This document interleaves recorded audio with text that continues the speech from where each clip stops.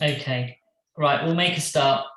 Thank you everyone for joining us today for the community impact session. And we've got some guests here today, Matt and Ali, that are going to talk about community impact, a really exciting topic. So I'll hand over to them. Thank you. Thank you, Nirav. Well, welcome. Really pleased to be here. And thank you for joining us on a Friday evening, especially when Gardener's World is on, because I know that's very important weekly. Yeah, Jill's smiling. Jill, you're missing Gardener's World, I know. Hopefully you can see it on catch up, even for those jobs for the weekend. So there's real commitment there. So as Nirav has said, I'm Matt, and I'm Ali. And as well as partners in scouting, we are partners in real life, and actually today is our wedding anniversary, so we've really stepped one up for stepping in for Nookie for this one. So doubly pleased to be sharing our wedding anniversary with you guys. So hoping for a really good hour or so, whatever we turn out to be. So community impact. Let's talk community impact. What do we think we really mean by community impact? I'm going to assume, I'm going to do a short presentation and take us through some thoughts about community impact.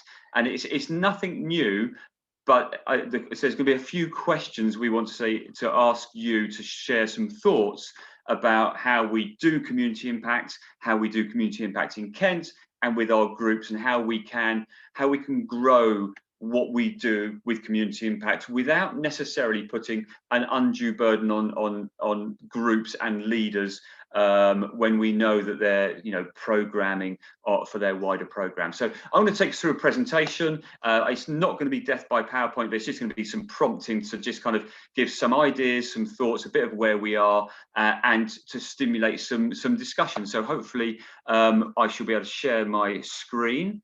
And let's go straight to the presentation. So, can everybody see the presentation? Yep. This is the first time we've done Zoom on a scout. We got used to doing this all over the winter. We were doing Zoom every single week, and I got told off more than once for saying so very, very often. So I'm apologising now if you realise that I'm saying so a lot, which I am already. So apologies for that. So community impact. What do we really mean by community impact? I think it really rings a bell for different people in different ways, and I think certainly at the moment with things that we're hearing in the news and around the world about what's happening and how we can support and help both very, very locally in our community and in our wider community, because let's not forget, scouting is a worldwide community as well as being very much a part of your very, very local community. So let's just go right down to the basics. Why is community impact important for Scouts? And interestingly, well, I'm sure if you're on Facebook, you might have seen a post from the Scouts today about what's happening in Afghanistan. And one of the words in there, because I did read it because I knew that we were coming on this evening, said, helping other people and community is in the DNA of scouting and Scouts. And that really rang a bell. I've been, like a lot of us probably, I've been scouting since I was 8 years old. And I truly believe that helping others and helping the community and being part of that is a really, really big thing about scouting. And even, the boss many, many years ago said, the real way to give happiness is to get happiness is to give it to others. And I think that that's true in our personal lives, but very, very much so in our scouting lives. And I suppose one of the questions we could ask ourselves is, do we really live by that? Are we doing that enough? Are we really thinking of others before ourselves as much as we do, maybe, or we used to, or whether we should do?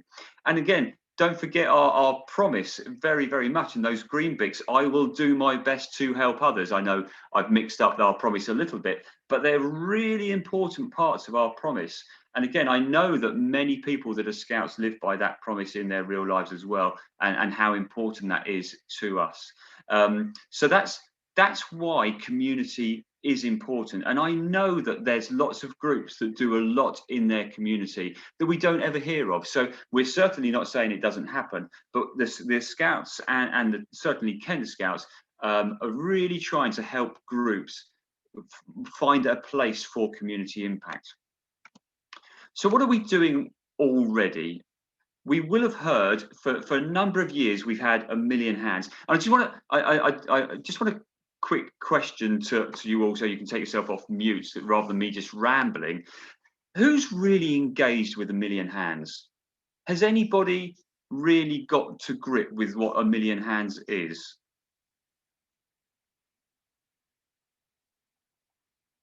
I'm going to be really honest as well. I don't think we've run a group, and as I said, we to those of you that have just joined us, Alison and I have stopped being GSLs from a group. We've been at GSLs for 20 years, and we've stopped doing that to move across to the community impact team. And I don't think we really grasped 1 million hands, and I'll be honest with that. And I don't think Kent Scouts has grasped it, and I think that it's a bit of I don't say a problem, but what does 1 million hands really mean? It is, you know, UK, the Scouts way of trying to get community involvement at a national level. And what they have said, because we've obviously looked at this because of the new role that we're taking, is these 6 aspects of supporting people, protecting our environment, refugees and displaced children, kindness, homelessness, disability and mental health. They are the things that youth-led discussion has decided are the things we should focus on as Scouts. And what the Scouts Association has done is partnered with these individual charities to support that programme, so that groups can have a really clear way of supporting those aims and initiatives. But I've seen some nods when I asked that question. I think that we're not quite grasping how to engage with 1 million hands. And I think it's something that we in the community impact team have been asked by Dean to look at and think about how we can encourage and support and help groups to really engage in a meaningful way. And we come on to some questions in a minute about some discussion points about how we can do that. Kent Scouts so for those of you who don't know, Alan Noak, if you don't know Alan Noak, then you're not on social media. Alan Noak is, or Nookie, if you hear me say Nookie, that's Alan Noak, by the way, because locally we know him as Nookie. So Nookie is not only the Assistant District Commissioner for International, but he's also Assistant District Commissioner for Community Impact. And through the work that he's done, we have built up a more local version of 1 million hands. So we've got some very targeted charities in Kent, or in particular the ones that Kent Scouts have felt really can bring a programme to the youth movement in Kent, but also we can have an impact elsewhere. So these are the things that we are, as a community impact team, concentrating on. So we've got Lion Aid, which is a national charity, but it is based in East Kent, where we can look at where we can support environmental issues directly with people that are local. We have Shelterbox, and those of you who again keep an eye on anything Scouting in social media, we work with Shelterbox. Nookie arranges Shelterbox ambassadors, but also sleep out, so that we can engage with Shelterbox and raise money for them as well. And similarly with Porchlight, which is a charity for homeless and vulnerable young people in Kent. For those of you who haven't had the pleasure of Scouts Against Malaria Day, really great, supporting the Scouts purchasing malaria nets. What am I looking for? Mosquito nets. Thank you, for people in Africa. Really, a really great event for kids. That is, 2 or 3 hours, actually run by people that are trained to do it. But at the same time, genuinely having proper impact in Africa by purchasing malaria nets that are saving lives in Africa. And it's a really great link and association. And you get a badge. And you get a badge that you're allowed to wear on your uniform as well, which is really important. We'll come back to the Royal British Legion in a minute because it's something new, and Alison's going to explain what we're thinking about with the Royal British Legion. But also there's a very obvious bit that's missing from this, which is about your community and how we shape your community and your local impact links with your local community and what you can do to support that. So that's what we're looking at, and that's what the community impact team is concentrating on. As well as that, there's often things that happen that are kind of not necessarily associated with that. So there's one-off campaigns, like we had, the badges for the disaster recovery in Australia that were sold across the country, which we got involved with.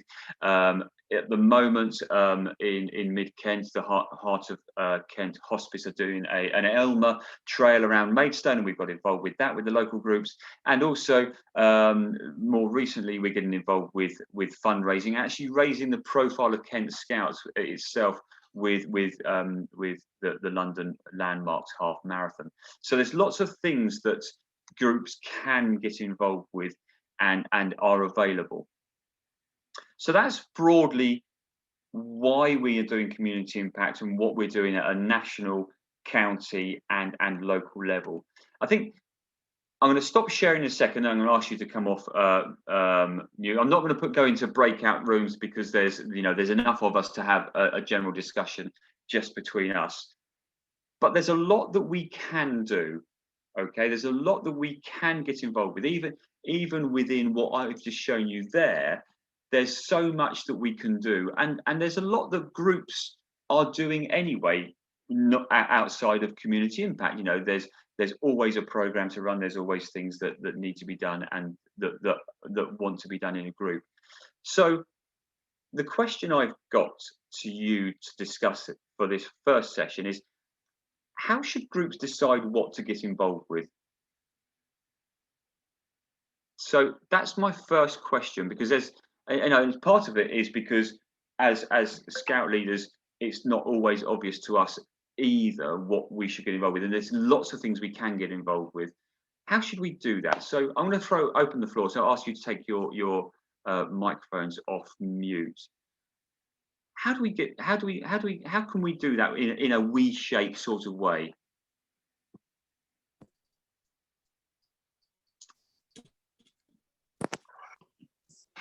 So, sorry.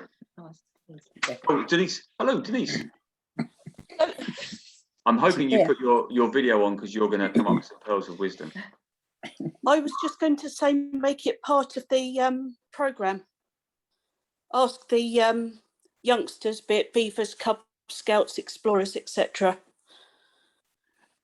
Do you mean give them some options, or do you mean kind of talk to the young people about what they think about certain things, or give them an open floor? Which ones, or a combination of those? Well, I think it depends on the age group that you're working with.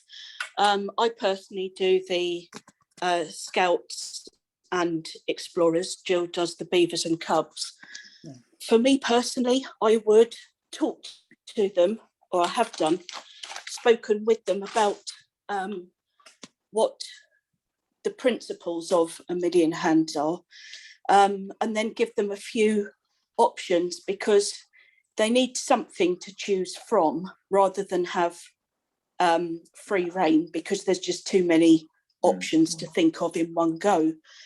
But I normally give them a few different areas, and then we discuss what they would like to do, which organisation they would like to help follow, etc. And you've done that with A Million Hands. So you've looked at those different options that A Million Hands give you. Yes. And how did that go? Did you get good feedback? Was there engagement? Because You know, there's lots of talk about young people aren't as engaged in those sort of things nowadays than they used to be. You know, that's may or may not be the truth. I'm just wondering how they took it. To be perfectly honest, I am finding that the younger they are coming through, the less engaged they are with anything really to do with society. And I'm finding that I'm putting more community-based programs or community-based sessions into our programs. We've done things like helping the hygiene service. We do all kinds of, I've done the mental health badge with them.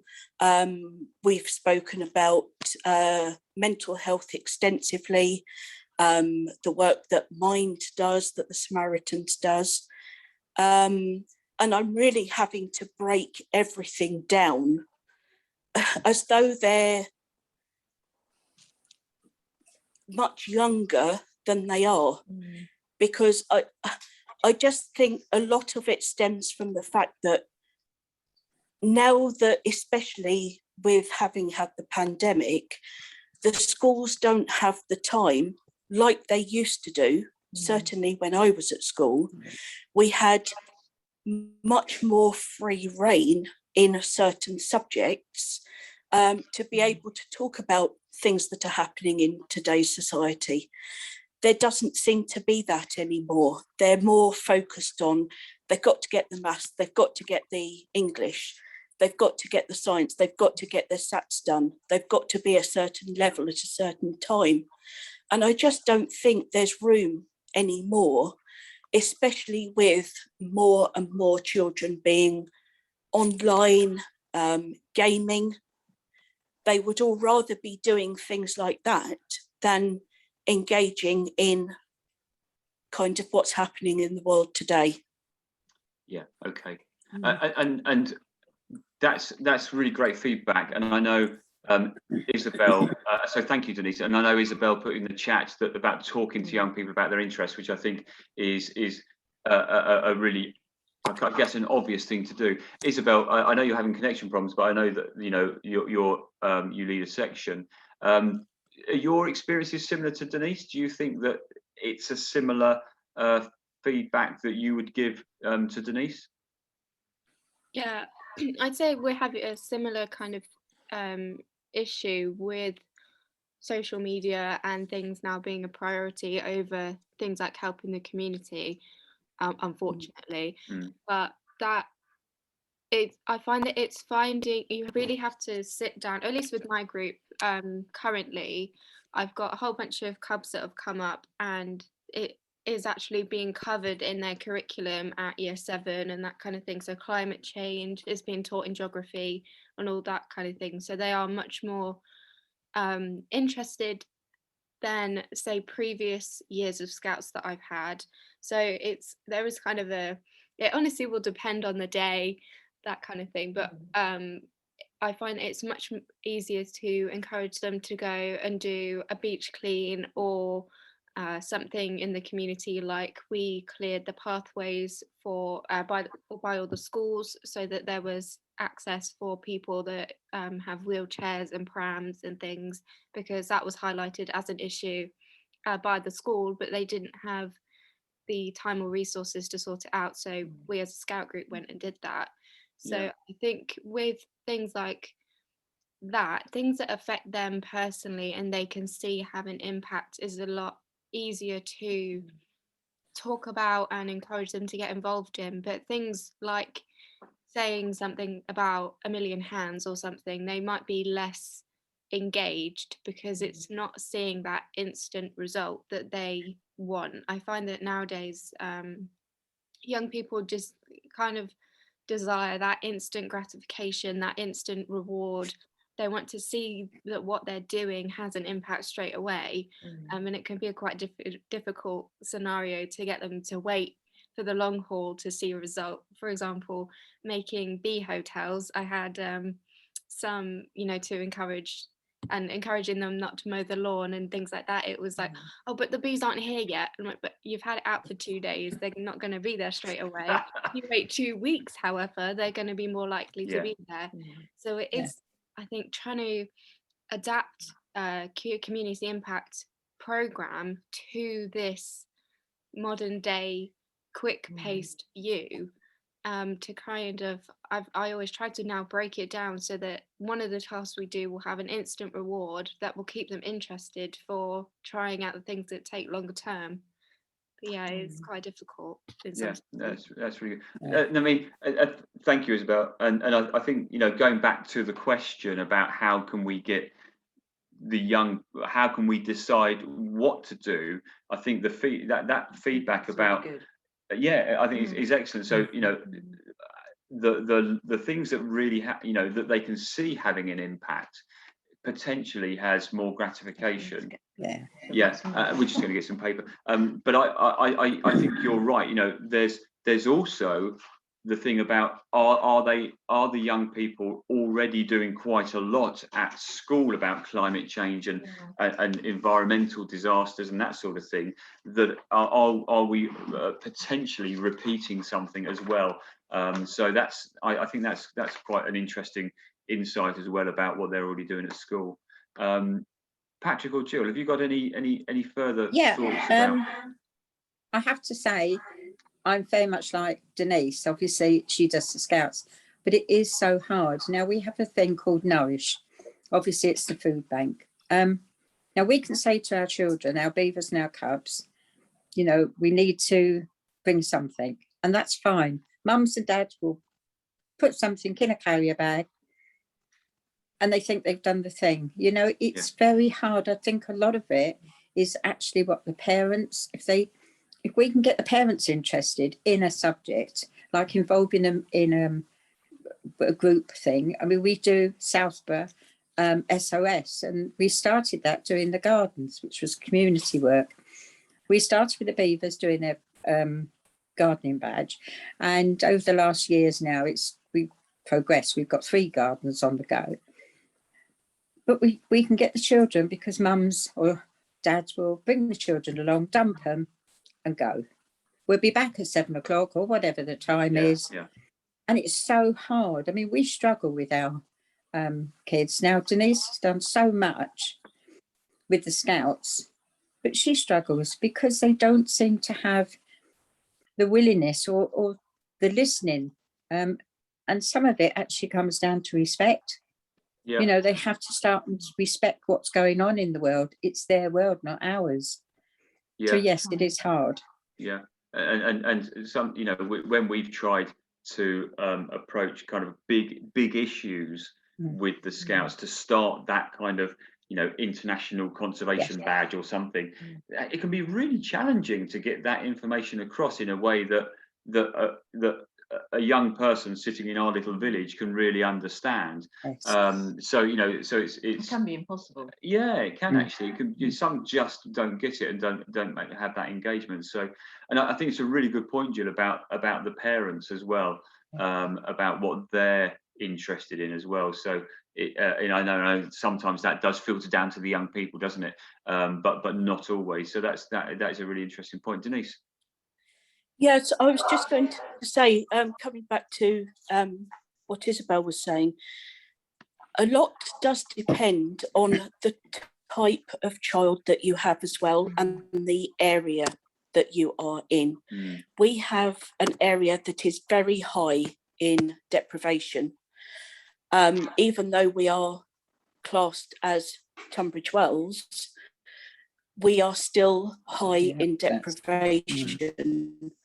And our children, the majority of them, do not go to grammar schools or even a secondary school that might teach, say you were talking about climate change, they might not get the same type of education in geography that their peers are getting that might be at the grammar school or grammar schools. So it's very difficult. It's trying to find the middle ground. Okay. I'm going to move on because there's a few other things and a few other questions we've got, and I'm conscious that we've already taken half an hour, and I know I'm terrible at talking once I get started. So thank you for that feedback, and I think there's a couple of opportunities to develop that discussion in a slightly different way in a minute. So I'm going to go back to sharing my screen and just rumble through a couple of next bits. So let me just see if I can get back to exactly where I was. Okay, so hopefully that's back to where we were. So let me just, I'm just going to try. Oh, there we go. So just so that we're really clear about how community impact can actually be brought into the sections.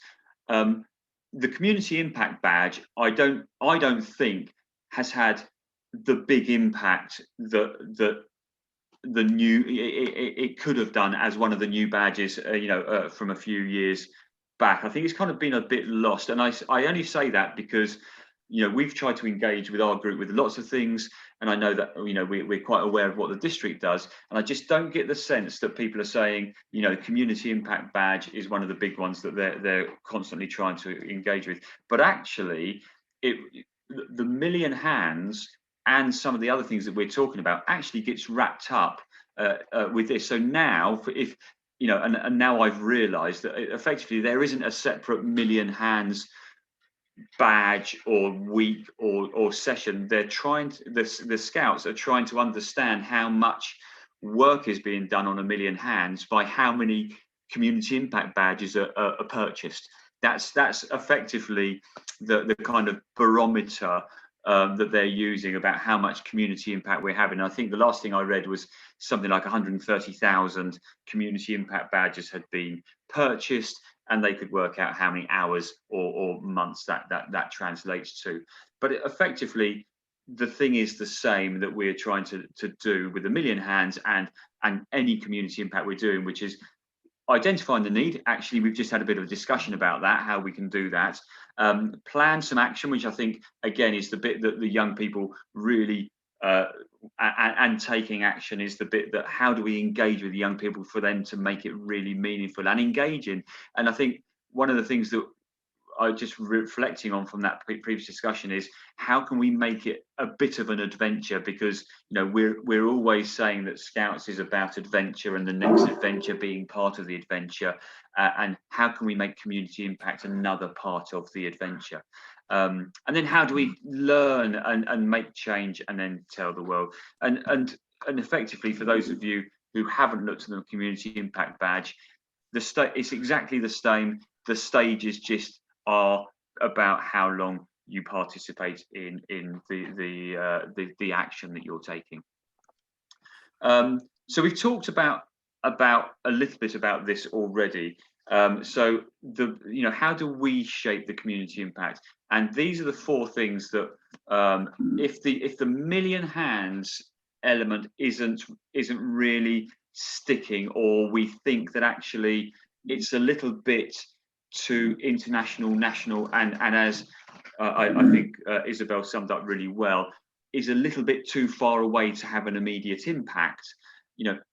Is there something within the charities that Kent Scouts is associated with that can do to fill that void? So can the work we're doing with Shelter Box and Porch Light in terms of sleeping out under boxes and actually getting engaged with what disaster relief is and having an adventure with survival equipment that you'd need if you were in the middle of a disaster, for example, or actually getting involved with Scouts Against Malaria and having an adventure in understanding about mosquitoes and making mosquito nets and stuff like that. Is there something that we can be involved with that's much more local, that has a bit more of an immediate impact? And that's partly what we're looking to do with Kent. And I think what we're trying to do, and we'll develop more, is more of a program around these four, so that it can actually support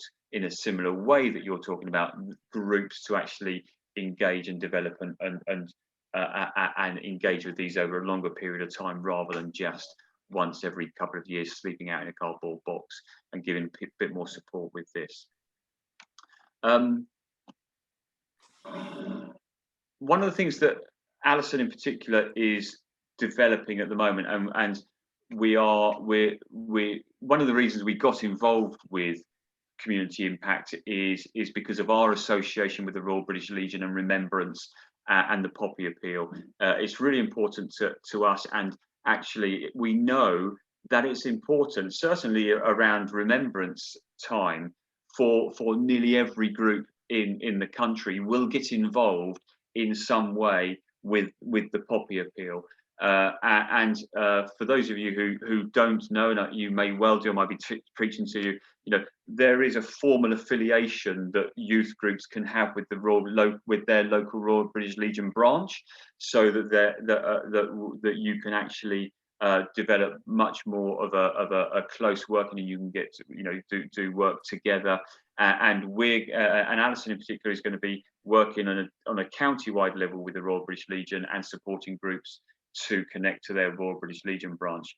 But we're also looking to, because we know that it really captures the imagination of young people and groups around Remembrance time. You can't escape it. The Poppy Appeal is, a national brand, and the reason that one of the reasons we want to bring in something really meaningful for scouting around the Poppy Appeal is partly because of what you've already said, that it can be difficult to get people to engage, but actually the Poppy Appeal is so ingrained in society that it's actually something that young people do engage with.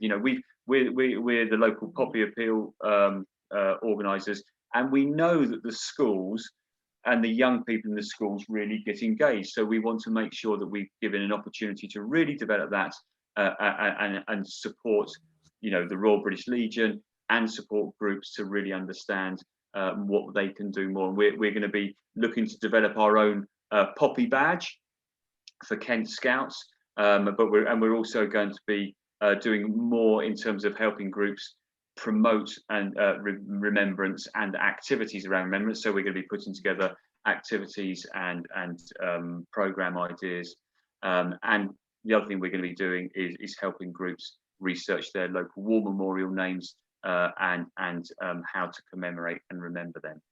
So it's something that is early stage at the moment, but something that we are going to develop very quickly, and it will grow over the years. Have I missed anything? Well, I was just going to add to it that we're going to try and make it as much about doing activities and learning about it, not so much about raising money, because obviously the main Poppy Appeal does that. So we're going to try and move away from specifically raising money and show that you can do community impact work, as you probably already all know, without actually having to make people raise money, because I know that is, particularly at the moment, is sometimes a really hard thing to do, to raise money on top of people paying subs. So we want to make it a community impact project that doesn't necessarily involve people raising any money. Because I think that's quite important, that we do community impact work that doesn't involve raising money all the time. Yeah, so it's a matter of watch this space. There will be some more information coming out soon. Alison's doing a huge amount of work at the moment trying to get the foundation for that there, and really excited about what that could mean and how that could grow going forward. Having said exactly what Alison said, which is, and we genuinely believe that fundraising is a challenge a lot. There is nevertheless a Scout fundraising badge, so it's a kind of a still part of what we can do. So it's still part of community impact. I think it is a challenge actually to raise money for others. We're certainly not saying it's wrong, but I think we've certainly found in our group that we've got to really think about it and really get the engagement there before we do start doing that. Certainly at the moment, and as you said, Denise and Jill, in terms of the demographics may mean that this is a challenge anyway. But there is a fundraising badge, and it can, if you've got a real engagement, help your community impact and actually bring the group together to have a specific aim. So in the right place at the right time, it might be really, like we mentioned about the Scouts Against Malaria. When we did that, we raised money because it was about buying mosquito nets. So there was a real purpose in the community impact, and it actually brought it together to make it make sense. So although that's certainly not going to be the focus for the poppy and the remembrance work we're doing, in other situations it may be right, and it may be something that the group should think about. I think this is the last thing before my next question. I'm very conscious of time as well. Is for those of you that are working with Explorers and Network for the Chief Scouts Platinum, Diamond, and the Queen Scout Awards, the community value elements that, I know there's faith, community, and environment, but the community bit is a really important bit of achieving those 3 awards. And the challenge, and I don't think there's anyone here apart from the young people themselves who are have said that they're part of the Explorers or Networks, but taking that community part of achieving the Diamond, Platinum, and QSA can actually really bring that together. And I think one of the things that would be really useful to think about, and we will think about, is how the Explorers and Networkers, when they're doing their community elements, can support the younger sections in what they're doing, and having that kind of virtuous circle with community impact. And that'd be really interesting to see how that could work. But it's a fundamental part of what the Explorers and the Networkers are doing in terms of achieving those higher awards. So that's most of the presentations. There's only a couple of bits left, and I've still got a couple of questions really. So we started to cover this question a little bit before, and I'm just going to try and keep this to 5 minutes. So we've talked a bit about how we can choose, think about choosing what we do, but this is more specifically about how we can actually shape the way we undertake the community impact. And really posing that question to you about, okay, you've chosen the theme, you've chosen what you're going to do, and we've discussed that in the first breakout session. Now, how are we going to actually shape what we do? That kind of second stage of the 5 steps of planning. What do we think is a way that we can do that in a we-shaped way, or what you've already tried?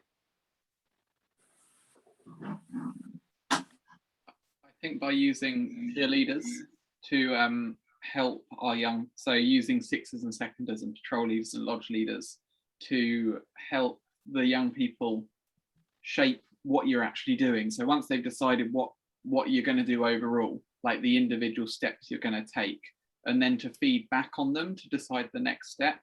Because for example, if you have to do something over 3 months, you might just plan the first month of it and then plan the next month using the feedback that you've got from your young people, or even young people in the wider community if you're involving more than just Scouts. Actually, that's really, I think that's really insightful, Adam. So, because as leaders, we're often thinking about planning ahead so that we know what we're doing. But actually, I really like that. Doing a bit and reviewing it, learning from it, and saying, what have you learned? What have you not learned? What have we missed? What now you know a month's worth of stuff. What would you now want to know because you're now engaged? Hopefully, I think that's a really insightful way of thinking about it, rather than just trying to plan 3 months worth of stuff because it's easier to deliver potentially. I think that's really I really like that.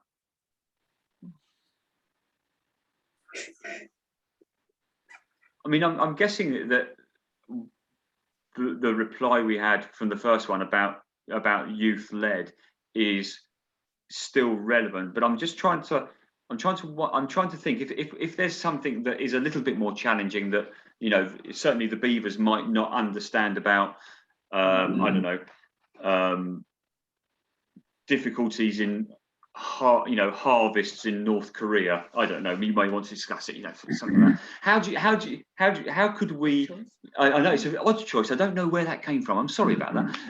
But how do we get the young people to understand the basics in a way that is fun, adventurous, and not like school?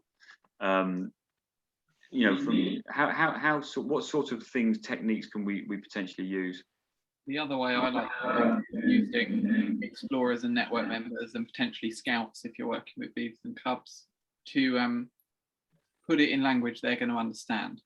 They've been there quite recently, and they can, and your 6-year-old beavers will look up to these 14-year-olds and think, oh my gosh, you are where I want to be. So using other young people to translate and to make it all fun and interesting, as well as all of the input that the adult leaders have given, then you're not only getting your community impact badge, you're helping your sort of beavers, cubs and scouts to get their chief scout, bronze, silver, gold. You're also helping your explorers to get their platinum and your networkers to get their queens and diamond in between as well. So you're sort of getting more badges for the price of one, and hopefully improving your retention, because you've got sort of beavers working with cubs and cubs working with scouts and scouts working with explorers and so on. So from that, Adam, do you get the feeling that community impact is one of those things that is a little bit more group wide rather than just a section? Do you think it kind of works if the group is involved with the community impact rather than just section by section? Oh, I think so, absolutely. And at a district level, it depends on sort of the size of the project. Certainly if it's very local, say you were doing something with your local food bank, then that might be sectional. But say then you went a bit bigger and went, say, with your local hospice or something, then you're looking at group wide. And then when you start getting up to sort of regional and national charities, that's where you want to pull on other groups in the district, is what I think anyway. Yeah, you're right. So you think that has more of an impact? I think so. I mean, the more people, many hands make light work of things, and two heads are better than one. You can pull out a load of metaphors to make the cause for, and the fact that it's community impact. Yes, you're having an impact on your community, but if you can build your own community, you're going to reach more of the outer community as well. Yeah, and oddly, I think that's where we feel that the poppy badge work will have a real place in scouting, because that community is already there around, you know, the beginning of November, and we're gonna try and see if we can make it a little bit broader, wider, and deeper, and actually bring the whole of the scouting community together. So that's kind of what we're trying to do specifically. But then you're right. Then the other bits that you know, are kind of, we've been talking about, the other elements. The opportunity to have it at different levels, I think, is a really insightful feedback. So yeah, no, I totally agree with you, actually. Yeah, I was just actually, I've seen that in practice with what Adam was saying about, you know, using your peer mentors and your young leaders and things to start things off. We had a scout who completely out of her own way just decided that she wanted to collect at least 150 donations for the local food bank, purely and simply just from me mentioning that there was a shortage going around. She completely off her own back went and organized it all, and really obviously got massive praise from her school and from us, and then even went on to get a district commissioner's commendation from Nookie, and then on top of that got her fundraising badge and her community impact, started working towards that. And actually by having one of the scouts do that, it inspired a lot of the other scouts that were in the group, but even the cubs and the beavers, to go, wait, but I want to do that, I want to get that, I want to do that. That's really cool that she was able to help. And she got a certificate saying thank you for the donations and all that kind of thing. And that kind of, again, going back to that reward aspect of, oh my, wow, she you know, did all this, and that's like really cool, I want to do that, I didn't realize how easy it was. And other things that could be done, has actually led one of my other scouts to grow out his hair to donate it for the Little Princess charity thing, because he always said, oh well, if it's that easy, my hair grows really long all the time, it grows so quick, I'll just grow it out and then I'll donate it. So he's decided to donate 12 inches or something, which, you know, for a boy who's year 6, year 7, Yeah. is pretty, I'd say brave. As he said, I have people bullying me at school for having long hair and being a boy, but it's so worth it because this gets to help someone. Yeah. And I think having that kind of confidence and being brave, and then having all the support from his school, his friends, his family, and then his peers, like you said, peer mentors, his young leaders, his everything, kind of saying like, you're doing something really amazing, has definitely helped others want to get involved, and realizing that it doesn't have to be a massive thing to start with. You can start small and then work your way up. Yeah. But I do think that by my Scouts taking initiative and doing that, my group would like to do something bigger together involving all of the sections. So I would definitely, if we're looking, Yeah, it's a snowball. It's a snowball effect, isn't it?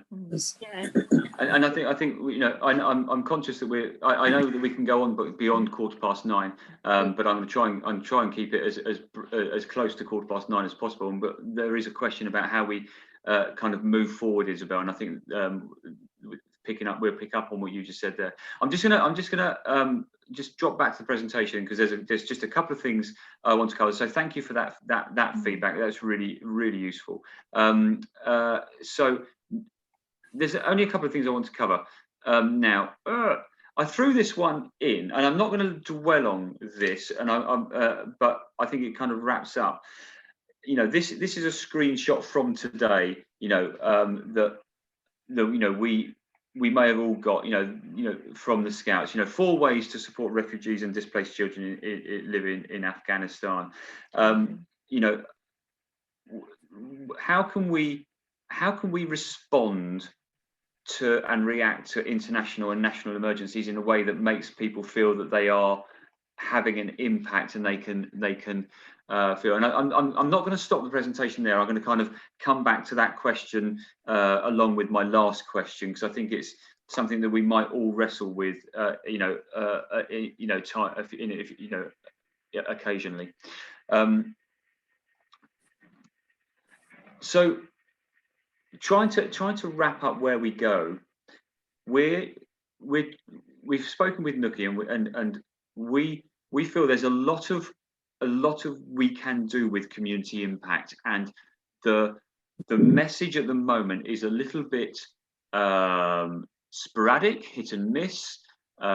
Is there a plan of how we can get involved with community impact? Is there a network of information giving about what we're doing when we're doing it, or is it too much reliant on Facebook information, and are we really getting engaged? And so one of the questions we've got for you is if we were to have a network of district community impact ambassadors, so people that are on a district team that have a specific role of being the conduit from Alison, myself, and Nookie into the districts, into the groups, and then back out again.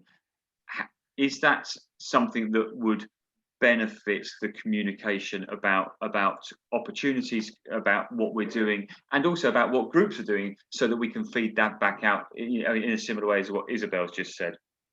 So we're going to just wrap up with that question in a second about how we can raise awareness. And just because I don't want to come back onto the slide, there's only one slide left, which is what's next. So I'm going to come back to those 2 questions in a kind of a final Q&A.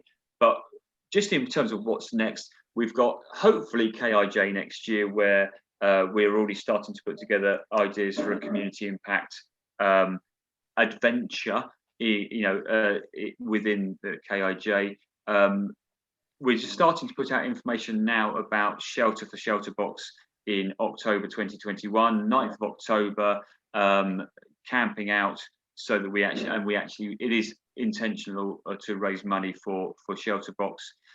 We got the launch of the remembrance, the start of the remembrance work that we've already mentioned, and then I think the bit that we've all kind of kept coming back to is about what we are doing within our groups, and how we can develop that, and how we can bring that forward and make that more meaningful, and potentially do more, and for some groups that may not do much at all, how we can encourage them to get involved with that community impact. So so that's all that we've got to present. I think the two questions that we were just posing then, I think just very briefly, and I think we felt this with things like certainly the pandemic, certainly the Australian bushfires, certainly what's happening in Afghanistan. There's lots that as scouts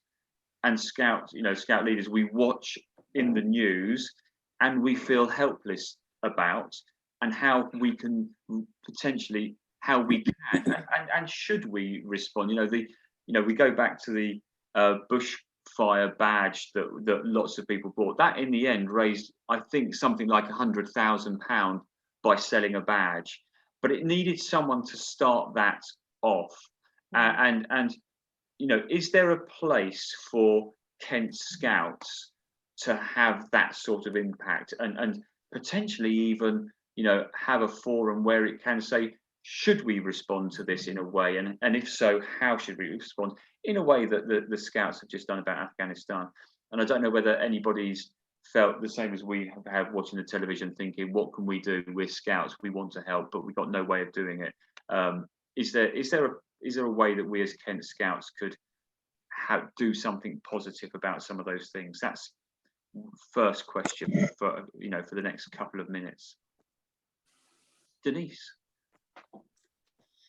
Yeah, I think if you have a team that, or even just a couple of people that would be prepared to go around different groups, quite often I find that the children respond better when a different person comes in to talk to than it's me going on every week about this, that or the other, and what can we do to help. Yeah. And by somebody else coming in, like our group, we have beavers, then cubs, then scouts, and I have a couple of explorers in with the scouts as well.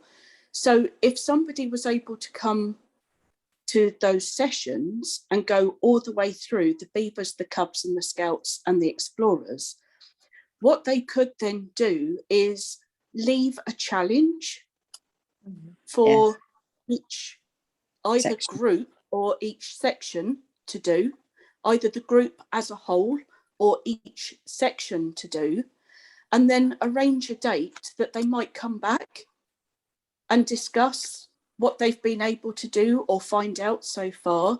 And maybe the groups or the sections can do a little presentation evening, if you like, to those that are coming in as to the information that they have found out. That way they're taking ownership of trying to find information and what can we do to make the situation better, rather than somebody speaking to them all the time and it's just kind of information overload. Yeah, that's a really good point. And actually, that kind of links in with the potential for community impact ambassadors, because it's potentially something they could do. Kent, as we all know, Kent is a flipping great big county, and Alison and I are kind of over towards Deal, and coming over to you near Tunbridge Wells for an evening, is quite a challenge. I'm not saying it's not possible, but it's certainly not impossible. But if we were to have a network of trusted community impact ambassadors within each district, then we could have, we could say, well, actually, the community impact team have decided that this year we're concentrating on Shelter Box, and the community ambassadors can do that locally, potentially, or swap districts. As you say, that we could easily pop over the border to see Nirav in Thanet, and that's that. Those sort of close cross ties are really easy to do. So I think that's a really good challenge, Denise. Is whether we can, rather than just telling someone coming in to set the challenge, on something is a really good way of getting that initial engagement and something where they're ready to feed back. I like that. That's really useful. Do you think? I mean, let's just take those. I'm just reading for Isabel. Yeah, absolutely. There's no.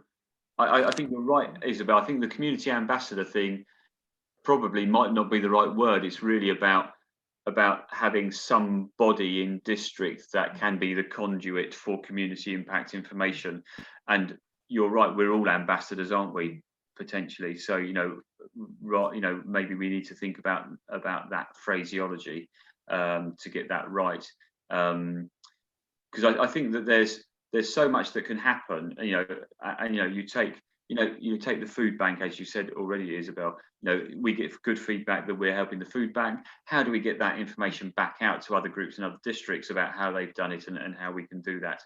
I think it's really really good. And the other thing that because Nookie has got a community impact ambassador in Deal, I think it's the only one we've got, and all the groups inform that person of what they're doing. So we actually start to get a collective information about the community impact. And I think it goes to what Isabel said, is the more people see what we're doing and the impact we're having, the more that it can inspire others to do more, because it's the right thing to do. So I think there's a need for some better information and highlighting what we're doing. So I think one of the things that I think has prompted a thought in my mind as we've been going through, Isabel, is about what you said about the continual inspiration from one young person to the next and upwards, and how we can, could we, when we get back to our face-to-face presentation, annual presentation evenings, could we have, a community impact element to the county presentation, for example, so that we can really recognise people? Can we have that even on a local level, so that people can be recognised? Should we be able, should we be having a community impact voice across district that is really telling people what is happening? Because I think a lot of things are happening, but they don't get we don't get talked about. And I think that maybe in the county news, or what's it called, iNews, iScout News, iScout News. Yeah, thank you. They monthly have a section where we really promote what young people are doing, either within and groups and sections are doing in terms of community impact, to start that inspiration to move that on. I think that would be and that's something that I hadn't thought about until Isabel was talking about how you can inspire everyone. How many of us have been inspired by the young lad who has spent 500 days under a tent, in a tent to raise money for the hospice? We've seen him on national television. It might have inspired people. How can we as the community impact team take that inspiration and feed that through to inspire some of our young people and get that out. Yep, I love that as well, Adam. That really is something that we should be feeding off of, and making sure that the youth commissioner teams are the and the young people inspire the young people and inspire the young people. I think that's possibly the approach we're doing, rather than old grey-haired balding men like me trying to teach young people about how they should look after the environment, because it's really important, isn't it? I think that there is a way that we should be doing that, and I really like that. Thank you. Okay. I think that we've had some really useful feedback from you. Thank you. Is there anything that anyone wants to ask or add in that we kind of missed in the questions and answers, or the feedback that you wanted to remind us or think about? Okay. Well, I've really enjoyed that. And I think it's actually, Yes. I think it's worked really well having a small, compact group of people that you can actually have a proper discussion with. So, so thank you for joining. We will take this feedback and talk to Nuki, because what we're trying to really develop the community impact in Kent. You know, we want it to be recognised as, you know, Scouts having a real impact in not only, you know, in their local community and in the national and international community. And the only way we can do that is supporting groups and leaders to do that. And I think some of the feedback you've given us today is really food for thought about how we can really do that in an impactful way going forward. So thank you for your input, and who knows, we may see some of you as district community liaison, impact liaison team going forward. So Good idea. thank you very much.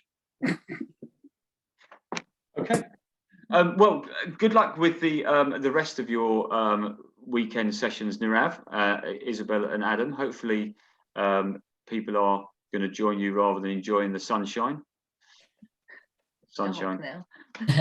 Thank you both, Matt and Ali, for your session today. It was really insightful and really interesting to listen in.